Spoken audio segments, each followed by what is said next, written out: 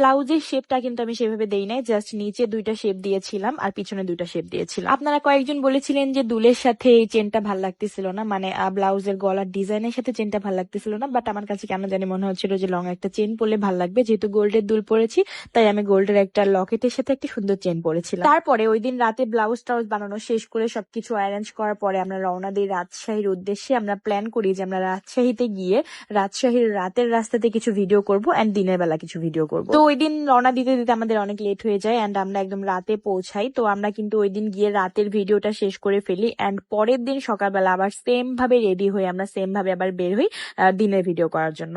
আর guys, তোমাদেরকে কালকে আমি বলেছিলাম যে আমাদের হেয়ার প্রোডাক্ট নতুন করে স্টক হয়েছে এন্ড খুব তাড়াতাড়ি কিন্তু স্টক আউট হয়ে যাবে, তোমাদের নিয়ে নিতে বলেছিলাম। আসলে আমাদের ওল্ড কাস্টমার গুলা এক একজন 10-15 সেট করে আমাদের কম্বোটা নিয়ে পারচেস করে রাখে। কালকে তো একটা আপু 21টা কম্বো একাই নিয়েছে বলতে তার আশেপাশের ফ্রেন্ড সার্কেল, তার পাড়া প্রতিবেশী সবাই নাকি একসাথে নিয়েছে।